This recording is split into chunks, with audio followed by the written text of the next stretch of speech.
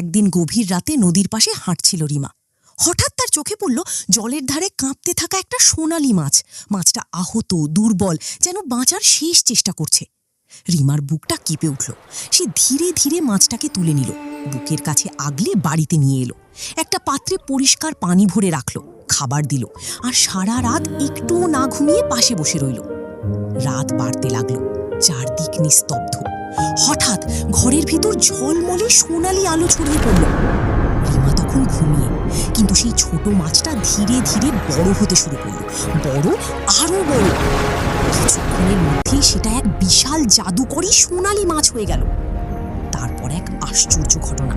মাছটি তার জাদু দিয়ে রিমার ছোট কুঁড়ে ঘরটাকে মুহূর্তেই এক সুন্দর বড় বাড়িতে বদলে দিল। চারদিকে ঝলমলে আলো, নতুন আসবাব, টেবিল ভরা খাবার।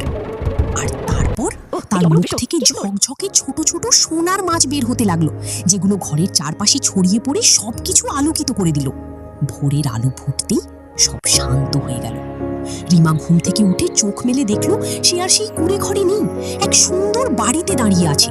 কিন্তু সেই জাদুকরী মাছ, না, সে আর নেই। সে চুপচাপ নদীতে ফিরে গেছে। রিমা হালকা হেসে বুঝল, দয়া আর ভালোবাসা কখনোই বৃথা যায় না, ঠিক সময়ে ঠিকভাবেই ফিরে আসে।